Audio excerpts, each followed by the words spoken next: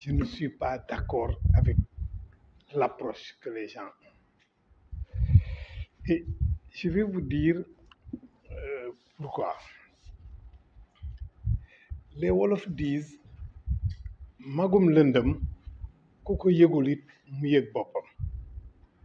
C'est-à-dire qu'on n'a pas besoin de l'autre pour être. On doit savoir que nous sommes. Toutes les plaintes, toute l'artillerie lourde sortie contre la colonisation et contre la France, contre ceci, contre tel, pourquoi on ne nous a pas reconnus, pourquoi on ne nous... C'est comme si notre existence dépendait du regard de l'autre. Il faut qu'on apprenne à être. Ça, c'est un vrai problème, même à devenir. C'est un vrai problème. C'est-à-dire que tous les gens qui vous disent il faut sortir de Berlin, c'est qu'ils sont installés à Berlin et ont du mal à en sortir. C'est ça le vrai problème. Le vrai problème, c'est ça. C'est notre rapport à cette expérience historique qu'a été la colonisation. Notre rapport à cette expérience historique qu'a été la traite des esclaves, nous ne l'avons pas réglé dans nos têtes. Et on passe tout notre temps à s'en plaindre au moment où nous disons que nous voulons en sortir. Le problème, c'est qu'on n'arrive pas à en sortir. C'est ça le vrai problème. Et cette histoire, nous devons la mettre à distance, la réfléchir, nous l'approprier. Quand on me dit, vous parlez de l'école de Dakar, est-ce que vous êtes sorti de Berlin? Moi, je n'ai pas envie de sortir de Berlin. Berlin, c'est mon histoire. C'est mon histoire, la colonisation. Personne ne peut dire que l'Afrique n'a pas été colonisée ici. On a été colonisé après. Mais je ne vais pas me mettre à me morfondre, à pleurer, à penser que en tirant à boulet rouge sur l'Angleterre ou la France, que je vais m'en sortir. On ne s'en sortira jamais comme ça. Il faut considérer cette partie de notre histoire comme notre histoire. Nous l'avons vécu, c'est notre expérience historique.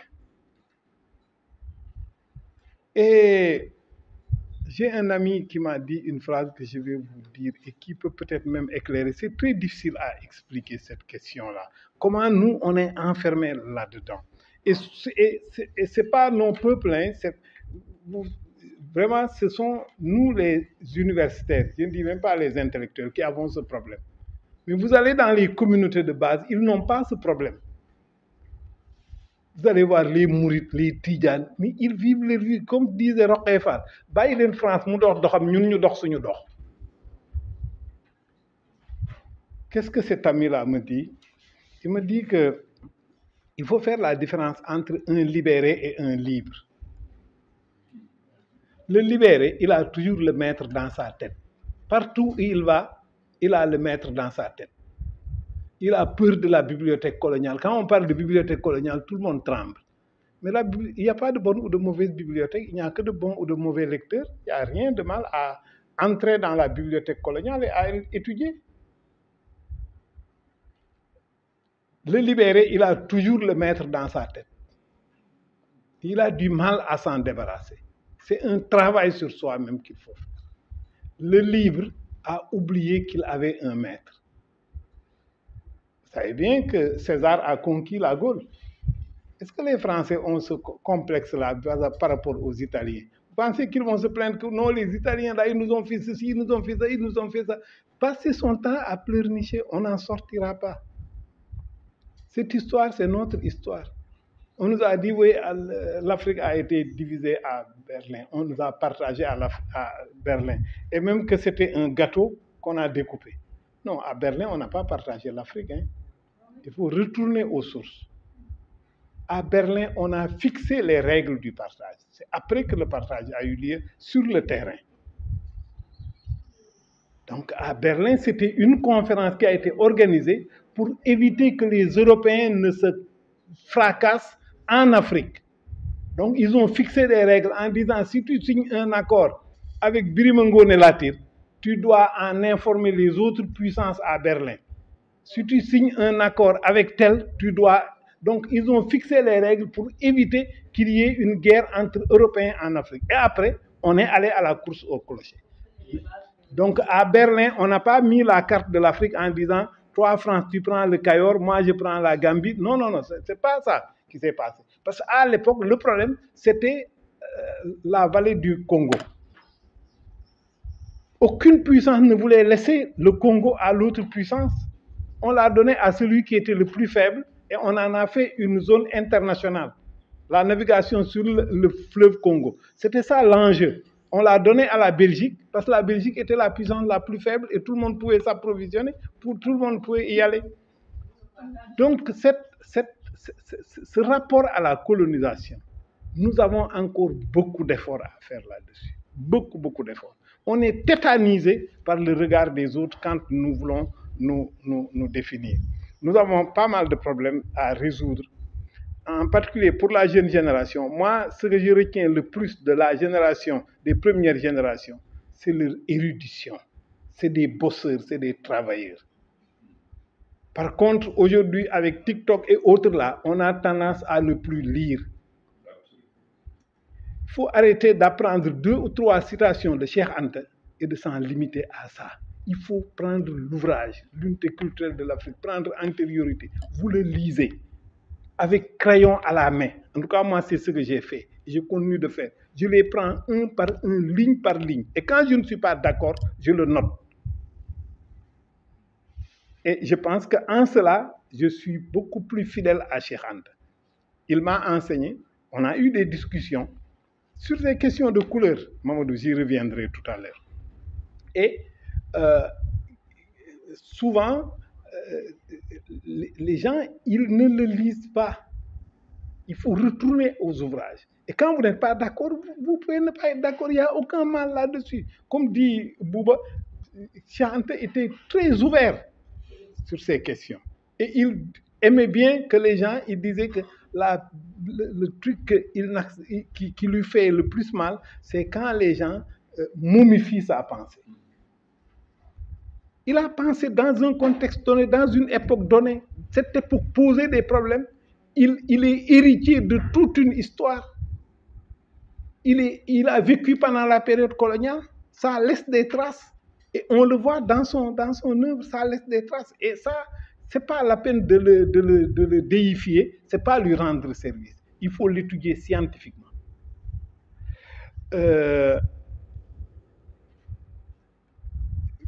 Je donne comme ça les réponses à la va-vite.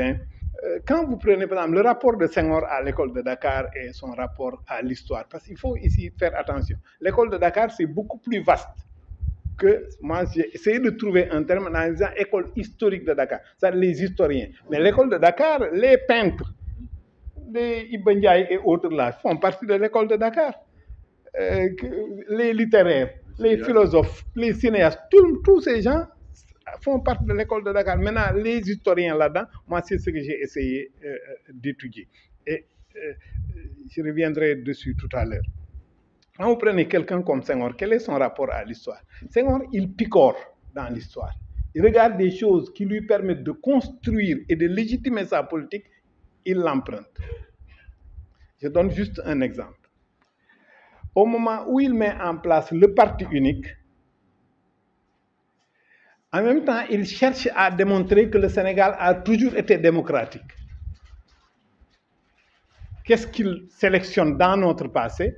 Il sélectionne les cahiers de doléances en disant que le Sénégal a participé à la plus grande révolution historique du monde, la révolution de 1789, en envoyant un cahier de doléances aux États généraux. Ça, c'est un usage mémoriel de l'histoire. Et tout le monde dit, oui, le Sénégal a participé. Mais quel est le Sénégal qui participe à ces États généraux? Mais celui qui a écrit, non, même pas les 4 communes, le cahier de doléances, vous savez ce qu'il y a là-dedans, personne ne l'a lu. Les gens ne lisent pas le cahier de doléances. C'est l'amiral qui a écrit le cahier de doléances, le cahier est perdu. Mais le texte, on l'a. Amadou Mokhtarbo lui a consacré un article. Khalidou Diallo lui a consacré un article. Les historiens l'ont lu. Mais pour la population, Senghor savait bien que la population n'allait pas le lire. Dans les cahiers de doléances, qu'est-ce qui était revendiqué? La liberté de commerce sur le fleuve. Qu'est-ce qu'on vendait sur le fleuve? Les Toucouleurs et les Soninké. Et vous dites que c'est ça le fondement de la démocratie sénégalaise. Donc ça, c'est un usage mémoriel. du passé. Ce n'est pas l'usage qu'en font les historiens qui ont un regard critique. Et quand vous regardez le texte de Mbow, quand vous regardez le texte de Khalidou, bien sûr, ils vont entrer dans le texte et vont montrer comment vont avoir une lecture historienne et non une lecture mémorielle, comme fait Senghor. J'aurais pu parler, par exemple, des héros nationaux et autres. C'est quand Abdou Diouf arrive au pouvoir en 80, successeur de Senghor, il n'est pas élu, il arrive au pouvoir. Mais il va mobiliser les historiens. On a eu l'anniversaire de la mort de Lat Dior. On a mobilisé énormément d'historiens. On est allé faire des conférences partout. À l'époque, moi, j'étais en licence. Je me souviens de la conférence de Mamadou Diouf. Quand il a donné sa conférence d'Embawar et Lat Dior, il a été menacé de mort. Mais cette période que nous avons choisie comme la plus glorieuse de notre histoire, c'est une période de défaite. On doit s'interroger. Non, tous on est là-dedans. Quand on parle des résistances, c'est résistance à la conquête coloniale. On est dans la seconde moitié du 19e siècle. La seconde moitié du 19e siècle, tous les régimes ceddo qui ont été vaincus par la colonisation, mais c'est des régimes tyranniques, d'une violence extrême sur les communautés paysannes. Et personne ne va en parler. Les historiens, mais dans les mémoires, quand vous prenez l'épopée de Djeri Diorndéla, on va vous dire c'est Djeri qui a tué le Toubab à Thiès. Et tout le monde va dire donc Djeri c'est un héros. Mais qu'est-ce qui s'est passé? Djeri, sa sœur devait être épousée par Kanar Fall. Kanar a été nommé chef des provinces du Baol occidental. Il s'est autoproclamé Teigne. Et au Teigne, on devait, chaque fois qu'un nouveau Teigne était élu, il devait aller à Wahal Djam et les gens de Wahal Djam devaient lui donner des esclaves. Il est allé leur dire, je suis Teigne, donnez-moi les esclaves. Les gens de Wahal Djam ont dit, mais non, toi tu es élu par les Français. Donc on ne va pas te donner de djébérés et d'esclaves. Mais il a pillé le village, il a récupéré les esclaves pour aller les remettre à Djeri. Djeri les a vendus. On donne la parole à l'épopée du Cayor, ils vont vous chanter les hauts faits de Djeri, mais donnez la parole aux gens de Wahal Djam et écoutez-les. Donc très souvent, le discours hégémonique dans les sources, il faut le situer. C'est la parole des aristocrates. C'est la parole des garmis. Ce n'est pas la parole des gens des villages. Je suis désolé. Ce n'est pas les communautés paysannes qui étaient soumises au razzia, au pillage. Ce n'est pas les serrés du Djangin, du Palor sur lesquels Ismaël VI a travaillé. Ce n'est pas leur parole. Hein. Donc, il faut soumettre ce discours à une critique radicale. Yoro Diaw, il fait partie de la classe garmi du Walo. Maintenant, rien n'interdit, comme on utilise les sources coloniales, d'utiliser la source qu'est Yoro Diaw. Mais comme l'ont fait les historiens, il faut soumettre cette source à une critique radicale. Et ne pas prendre ça parce que ce n'est pas parce qu'un Africain l'a dit, parce que c'est un Noir qui le dit, que tout de suite c'est quelque chose, oui, on est d'accord. Les régimes de la fin du 19e siècle, ok, ils se sont opposés à la colonisation, à la limite même c'était un acte quasi suicidaire, mais il faut regarder leur nature. C'est des régimes qui se sont déployés pendant toute la traite, plus de 300 ans de rapports heurtés avec les communautés paysannes. Quand on arrive dans la seconde moitié du 19e siècle, ils sont sur le point de s'effondrer. Si la colonie n'était pas présente, mais les djihadistes les auraient explosés. Ça c'est sûr parce que les djihadistes ont mobilisé les Badolos au nom de l'islam. Quand vous prenez Maba Diakhou, il crée son état sur le fleuve Gambie. En 2 mois, il est au Djolof. Ça veut dire que les régimes qu'il rencontre sont tous des régimes totalement pourris par l'alcool et autres. Et Ablaye Ly le dit très clairement. Et ce sont ces élites qui ont tenu la parole. Les autres, on ne leur a pas demandé leur avis. Collecte des traditions villageoises et autres nous éclairerait autrement. Nous éclairerait autrement sur cette histoire. Et cette histoire, nous devons, parce que si nous ne faisons pas la critique interne, on ne comprendra pas le fait que nos jeunes aujourd'hui prennent des pirogues et s'enfoncent dans la Méditerranée. Quand vous regardez l'histoire de la traite des captifs, vous avez exactement le même phénomène. Ce n'est pas n'importe qui se noie dans l'Atlantique. C'est les arbitrages effectués par nos États dans la distribution des ressources disponibles dans nos pays qui font ces arbitrages, qui font que ces gamins-là prennent les pirogues. Les élites, leurs enfants n'y sont pas. Et à l'époque de la traite également, ce n'est pas n'importe quel Africain qui était envoyé au Mississippi. Les élites s'étaient organisées, guerriers et marchands, pour envoyer les communautés paysannes en Mississippi. Eux, ils échappaient. Il est arrivé exceptionnellement que l'un d'eux soit fait prisonnier parce qu'il cherchait des esclaves à vendre, lui-même a été fait esclave. On retrace sa vie, on le met en exergue, alors que c'était un esclavagiste. Vous avez Diop Ben Salomon, qui était à la recherche d'esclaves, lui-même a été fait esclave, on l'a envoyé en Mississippi, il se fait libérer en Angleterre, la Royal African Company le renvoie en Gambie pour qu'il achète des esclaves.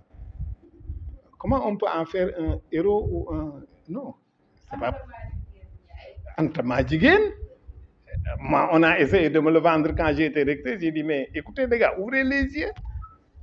C'est un aristocrate qui avait des esclaves ici, qui a été fait esclave incidemment, elle se retrouve en Mississippi, elle devient même propriétaire d'esclaves. Mais attendez, c'est cette complexité-là qui distingue l'histoire de la mémoire. L'histoire, c'est le regard complexe, discutant, critique, qui fait la différence. Maintenant, une question qui mérite une autre conférence. C'est la question de l'identité chromatique. Et Mamadou a bien fait de le souligner. Je continue de prétendre que c'est une assignation chromatique. L'humanité est née noire. Aucune contestation, mais ce n'est pas parce que tu es noir que tu te donnes une identité de noir. Tu es plein d'autres choses, et dans tout ce que tu es, tu sélectionnes des éléments pour t'identifier. Je veux dire par là que le fait d'être noir ne relève pas de l'histoire, c'est de la nature. Et ce qui fait l'histoire, c'est l'activité de l'homme. Personne n'a rien fait pour être noir. Et il est arrivé rarement qu'on s'identifie comme noir. C'est dans des moments conjonctures historiques, comme par exemple, si vous prenez aux États-Unis. Et il est tellement difficile de dire ce qu'est un noir que dans tous les pays où fonctionne le modèle d'identification raciale, c'est la loi qui dit ce que c'est qu'un noir et c'est la loi qui dit ce que c'est qu'un blanc. Si c'était évident, on n'aurait pas besoin de recourir à la loi pour dire qui est noir et qui est blanc. Aux États-Unis, c'est la loi qui dit qui est noir et qui est blanc. Ce n'est pas la couleur de ta peau qui fait que tu es noir ou blanc aux États-Unis. C'est quand tu as une goutte de sang noir, quelle que soit ta couleur, tu es noir. Ce qui fait qu'on a le phénomène qu'on appelle le passing. Le passing, ce sont des blancs qui, dans la loi américaine, sont des noirs, mais physiquement, ils sont blancs. Et donc, au moment de la ségrégation raciale, ils se donnaient une identité de blanc, alors qu'au terme de la loi, c'est des noirs. C'est le phénomène du passing. Est-ce qu'on peut distinguer l'histoire de l'humanité, l'histoire de la nature et l'histoire de l'être humain? Je pense bien. Pour qu'on entre dans l'histoire, on est parti. Moi, je ne pense pas que les moutons ont une histoire. Je pense que quand on est devenu Homo sapiens sapiens, qu'on est capable de transformer le monde consciemment et en être conscient avec production d'outils, qu'on entre dans l'histoire. Et en entrant dans l'histoire, c'est ce que tu fais qui t'identifie. Vous prenez les gens du Kadior, mais ils ne vous diront pas qu'ils sont des Noirs, ils vous diront qu'ils sont Adior Adior, les Walo Walo vous diront qu'ils sont Walo Walo. Certainement qu'à l'époque du Mali, les Maliens, les habitants du Mali disaient qu'ils étaient des Malinqués, des habitants des hommes du Mali. Mais l'utilisation de la couleur de la peau ou la racialisation de l'identité, c'est un phénomène qui mérite une autre conférence. Et pourquoi l'Afrique en a l'exclusivité? Il faut qu'on s'interroge. Parce que l'Europe a voulu imposer à l'Asie la couleur jaune. Est-ce que vous pensez que les Japonais ou les Chinois se définissent comme jaunes? Non, l'Europe ne s'est pas imposée, ne s'identifie pas comme blanc. Pourquoi ça, on en a l'exclusivité? C'est un débat de fond que ne peut pas régler ici très rapidement, mais je pense que je ne dis pas que le noir n'existe pas, mais je dis qu'on ne l'a pas utilisé comme identifiant. Très souvent, c'est dans la rencontre avec l'autre qu'il l'utilise pour nous identifier. Le Bilat al-Soudan, la traite des nègres, et ça a une fonction dans le modèle de domination. C'est-à-dire que la domination d'un individu, en particulier dans l'esclavage, passe toujours par une naturalisation d'une relation historique. Il est évident que pour devenir esclave, il faut nécessairement qu'il y ait quelqu'un qui exerce la violence à un moment donné. Mais pour cacher cette violence, tu vas dire à la personne, tu es esclave non pas parce que j'ai exercé de la violence sur toi, mais c'est parce que tu es noir que tu es esclave. C'est une fonction idéologique dans la fabrication de l'esclave. Et cette naturalisation du rapport enferme le rapport, fige le rapport et tu ne peux plus en sortir. Parce que tu ne peux pas sortir de ta nature. Tu es noir et tu ne peux pas en sortir. Si c'est parce que tu es noir que tu es esclave, tu ne peux pas en sortir et c'est une fabrication des maîtres. Et tous les systèmes esclavagistes le fabriquent. Les Arabes, quand ils sont arrivés, ils ont créé le Bilat al-Soudan. Les Européens arrivent, ils créent le pays des Noirs, l'Afrique noire. Et entre Africains, je vais aller beaucoup plus loin. Quand un Africain, un Noir, met en esclavage un autre Noir, il va essayer aussi de gommer l'origine historique de cette domination pour la naturaliser. Et comment il la naturalise? Il ne peut pas utiliser la couleur de peau, parce que s'il utilise la couleur de peau, ils ont la même couleur de peau. Vous ne pouvez pas dire tu es esclave parce que tu es noir, parce que si moi, Mané est mon esclave, si je veux le définir à partir de la couleur de la peau, ça ne marche pas. On a la même couleur de peau. Qu'est-ce que je vais? Je vais inventer quelque chose d'assez plus pernicieux encore. Je vais dire qu'il a du sang noir, du sang esclave. Et il le transmettra à ses enfants.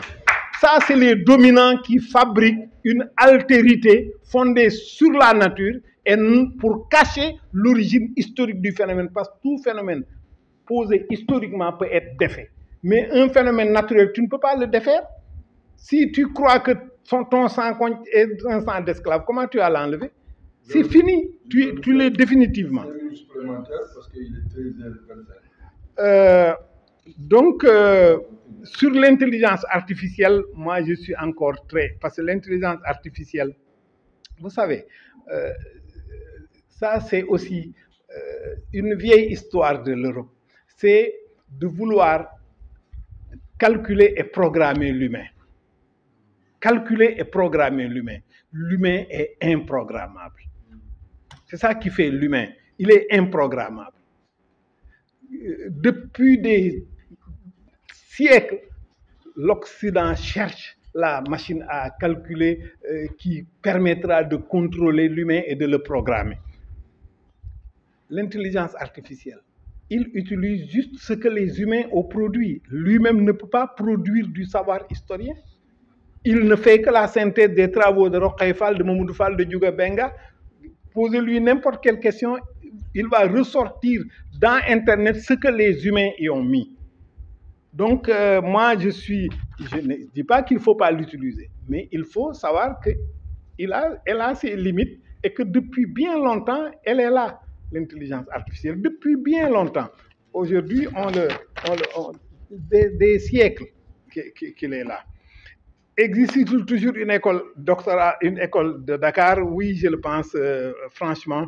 Je pense que quand on regarde l'épopée, vraiment le dialogue avec les autres disciplines, c'est extrêmement important. Alors, pour moi, l'école de Dakar, j'ai d'entrée de jeu, si vous vous souvenez bien, dès le début, j'ai dit, je vais vous parler de l'histoire qui s'écrit à l'université. C'était pour ne pas tomber dans la critique de Yoro Diaw et autres. Moi, je pense que les textes de Yoro Diaw, les textes de Siré Abbas Sow, les textes à la limite, Cheikh Moussa Kamara, je peux le mettre dans le sens critique. C'est pas, je ne le classe pas dans l'histoire de la discipline que moi je fais. Ils sont les sources, le matériau avec lequel se fait l'histoire. C'est pourquoi j'ai précisé d'entrée de jeu que je parlais de l'histoire universitaire. Et en nous réappropriant, il faut qu'on se réapproprie toutes les bibliothèques et sans complexe. Toutes les bibliothèques, il faut les lire, en faire la critique et produire. Et en cela, nous restons fidèles à l'école de Dakar, mais une fidélité critique. Et cet esprit dont parle Boubacar Bari, c'est cet esprit qui est important. Et on le retrouve, on le retrouve encore au niveau de l'école de Dakar, parce qu'à chaque génération, on a pratiquement les mêmes thématiques, on a les mêmes approches. Et sans nous concerter, nous sommes capables d'y arriver. Et aujourd'hui, ce que nous faisons, c'est d'encourager à l'ouverture, au dialogue. Effectivement, l'école de Dakar, c'est vraiment un projet ouvert et qui n'est pas seulement ouvert aux Africains. Même certains Européens, moi je pense que quelqu'un comme Charles Becker, je ne peux pas ne pas le classer à l'école de Dakar. Je ne peux pas ne pas le classer à l'école de Dakar. Ce n'est pas un problème d'Africain. C'est une école, comme dit Barry, quasiment sans frontières. Donc, chaque fois, nous devons nous demander à partir de quel moment on nous désigne comme des Noirs, à partir de quel moment. Donc, je pense qu'on reviendra peut-être un jour, on aura l'occasion de discuter en profondeur cette question de l'identité chromatique. Pourquoi les gens retournent maintenant aux communautés? Pour moi, c'est deux choses. La globalisation en cours et le néolibéralisme ravageur qui fait peur à tout le monde. Tout le monde est tétanisé de se perdre. Donc chacun se réfugie. Quand vous regardez, nous, quand on était étudiants, c'était un des mouvements internationalistes. Il y avait des trotskistes, des maoïstes. On s'occupait de ce qui se passait en Chine. Moi, j'étais le spécialiste du Nicaragua dans notre parti. Parce que je savais que quand j'ai une licence, j'aurai du travail. Quand j'ai une maîtrise, je vais avoir du travail. Maintenant, vous pouvez avoir le doctorat et être au chômage. Mais c'est terrifiant. Les programmes d'ajustement structurel sont passés par là et quand on les a appliqués à l'université, quelle a été la réponse organisationnelle? Les dernières organisations nationalistes, c'était les UNAPES, Union nationale patriotique des étudiants du Sénégal, c'était le patriotisme, c'était le mouvement des étudiants de Dakar, l'Union des étudiants du Sénégal, l'Union des étudiants béninois, et on était tous des super internationalistes. On était concernés par la guerre du Vietnam. Allez-y maintenant dans le campus de Dakar. Association des étudiants de Malicounda. Association des étudiants de Kerikau. Association des étudiants descendants de tel. C'est des micros. Tout le monde se retrouve parce que on n'a plus de tickets de restaurant. On n'a pas de chambre où loger.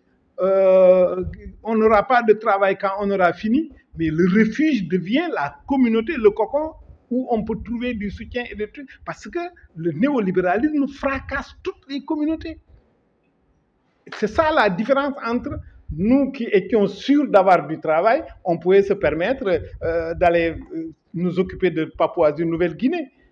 Mais ceux qui sont sûrs qu'ils auront énormément de difficultés à trouver du travail, étudient dans des conditions extrêmement difficiles et compliquées, mais ils ne peuvent pas ne pas créer des associations de villages, de lycées, de quartiers, de toutes petites associations où ils peuvent trouver un petit réconfort psychologique pour survivre dans le maelstrom dakarois. Donc ce retour aux communautés s'explique aussi. Ce n'est pas un reproche ou quoi que ce soit, c'est simplement d'en prendre conscience de ses sources, de ses origines. Bon, la censure, je vous renvoie à un papier que j'ai fait il y a longtemps dans une ancienne vie sur les savoirs interdits dans la colonie. Mais la subjectivité des sources, nous, historiens, ça ne nous pose pas problème. Au contraire, on est à l'aise quand la personne raconte. Nous, chacun, on laisse les gens se définir comme ils veulent. Vous pouvez dire aujourd'hui, vous dites que vous êtes originaire d'Égypte, d'accord? Mais à l'époque des grands empires, les dynasties régnantes cherchaient à se raccorder au prophète Mohammed, parce que l'islam avait été puissant dans ces États. Donc, nous, historiens, on dit aux gens, définissez-vous comme vous voulez. Mais nous allons vous dire pourquoi vous vous définissez comme vous vous définissez. C'est ça notre boulot. c'est de vous laisser. Les gens sont libres de s'engager dans tout. Mais nous, notre problème, c'est d'utiliser ces sources du passé avec toute leur subjectivité pour les décortiquer et expliquer en quoi.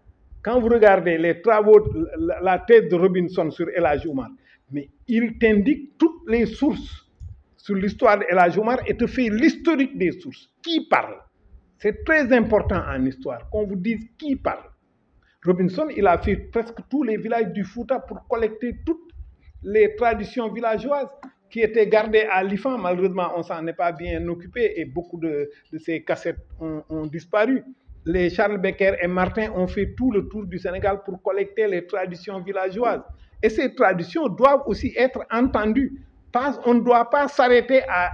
Les Garmis ont réussi à imposer aux gens un discours historique et un discours sur le passé, et on a réduit notre passé à leur geste.